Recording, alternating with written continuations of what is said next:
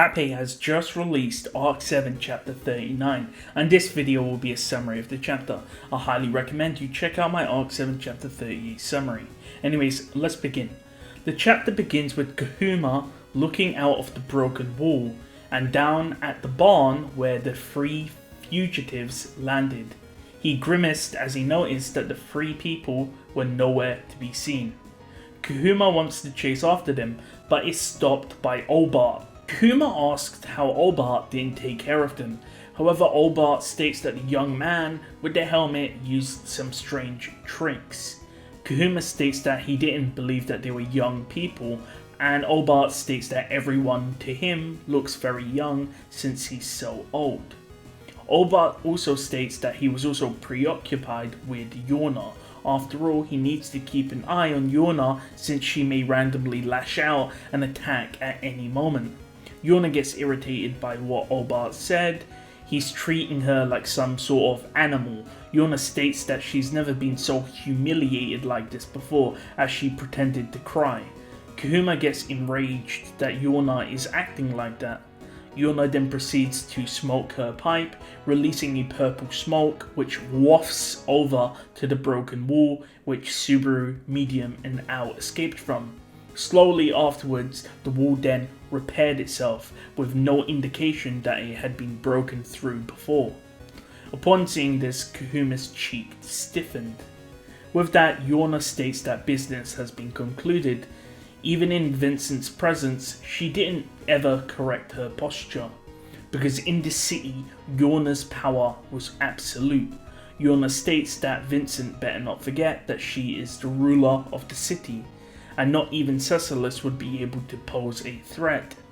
Vincent then states that Yona has one day to decide what to do in regards of the letter.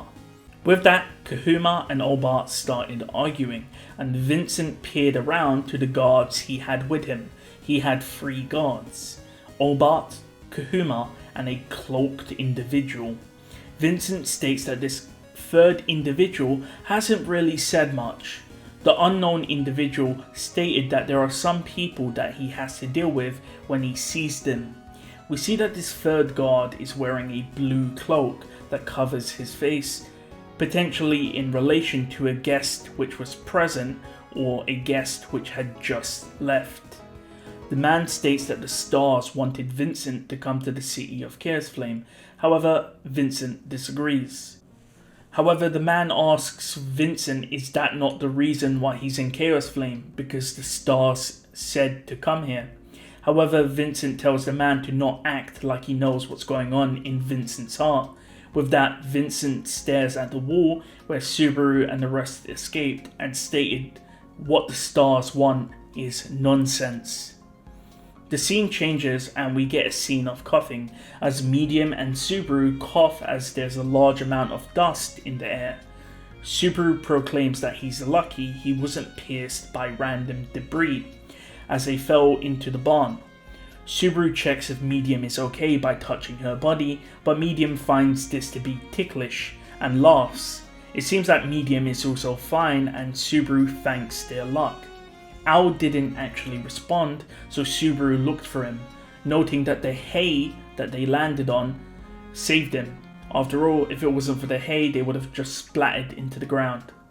Medium noticed where Ao was. He was underneath some debris, and Medium helps him out.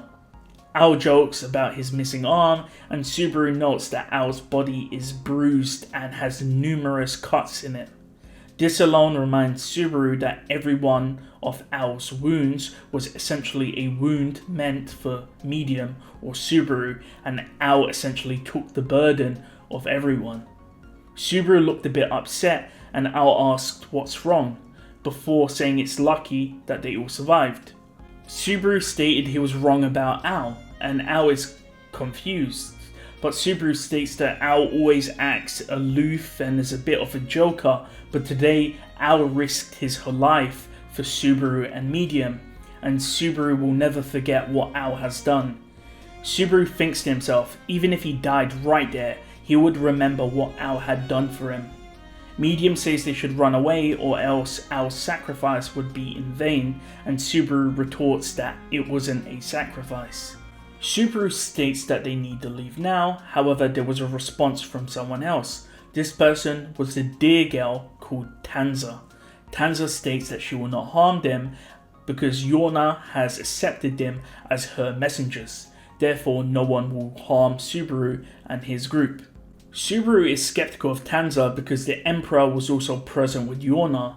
However, Tanza states that Yona's word is absolute in the city of Kersflame. We see that Tanza is actually emotionless. She doesn't really display emotions when she talks. With that, Tanza goes to leave, stating that there will be a reply tomorrow. But before she leaves, Subaru asks what Yona means to her. Tanza states that Yona is a loving person who loves her friends and hates her enemies. She is a lover to all who lives in the city of Kersflame. Tanza responded immediately. However, this was the first time a trace of emotion was gleamed in her eyes. With that, she left. Subaru, Al and Medium then decide to get out of there and the scene changes. We see that in the inn, Abel has just received a report from Subaru and Abel is wearing his demon mask. Per usual, Abel and Subaru are arguing because Abel is talking down to Subaru. Abel said he was going to praise Subaru and Subaru states that he's being looked down on. Subaru asks Al for some backup, but Al waves it off. We see that Al is covered in bandages, so he looks even weirder, and we see that Tarita is the one who bandaged him. Tarita states that she's glad everyone is okay and states she would have went also if she knew what would happen. And Subaru praises Tarita and says to Abel that he should be acting like how Tarita is acting, essentially appreciating Subaru, Al and Medium for what they've achieved. Since Subaru was shouting, we see Lewis in the next room over start shouting as well. However, Medium tries to stop her from entering the room that Subaru is in. Subaru does wonder why, since he's been back in the inn, that Lewis has been trying to jump onto him. We see that it's been around 20 days since Subaru has been in Wallachia and he misses Beatrice and Emilia. However, he knows that since him and Ram are here, they would know where he is due to Ram and Beatrice. However, he still wants to somehow meet up with them. Someone comments on Abel's appearance since he's wearing a demon mask. However, Abel retorts that he's with a fool, referring to Subaru, and a clown, referring to Al. Abel receives a response that they look like bad Halloween costumes.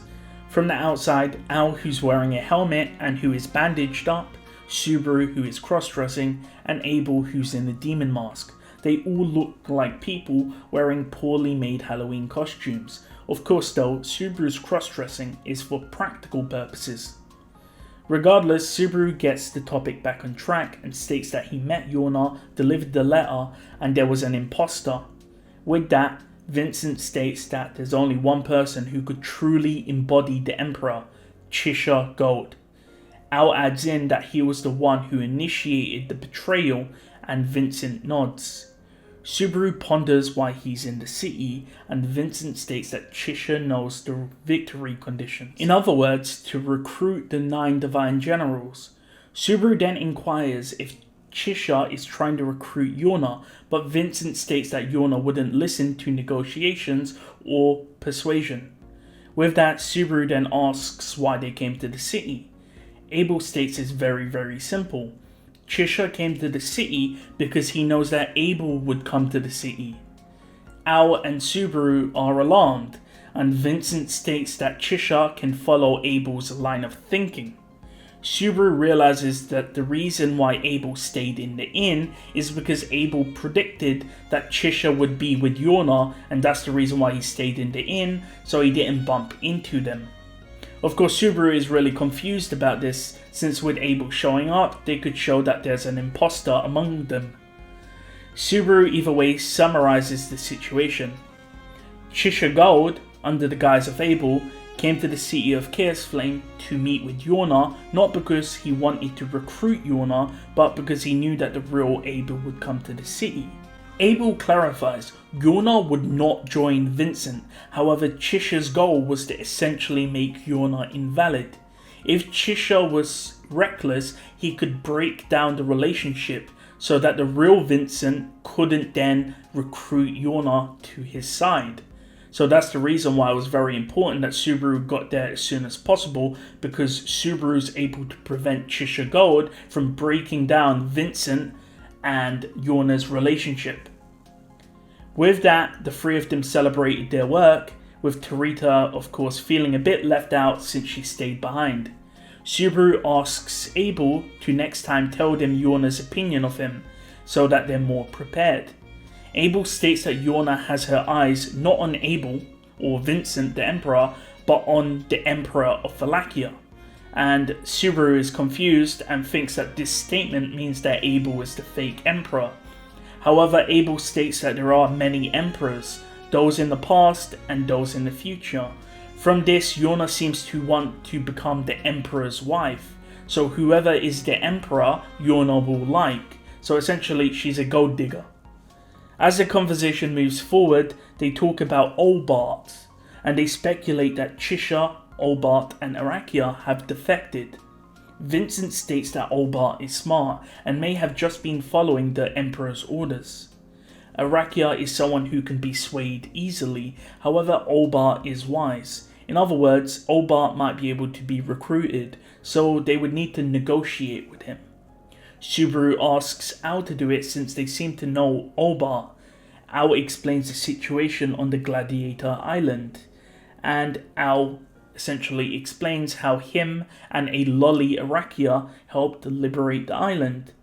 Al explained that he's glad that he didn't take a reward 8 years ago, because that meant that he could use that reward from 8 years ago to essentially give the letter to Yona. Hearing this, Abel removed his demon mask and looked at Al.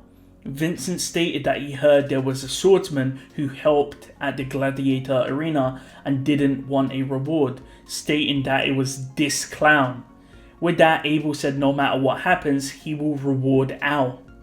Afterwards, Abel heard that Tanza said that Subaru and his group wouldn't be harmed.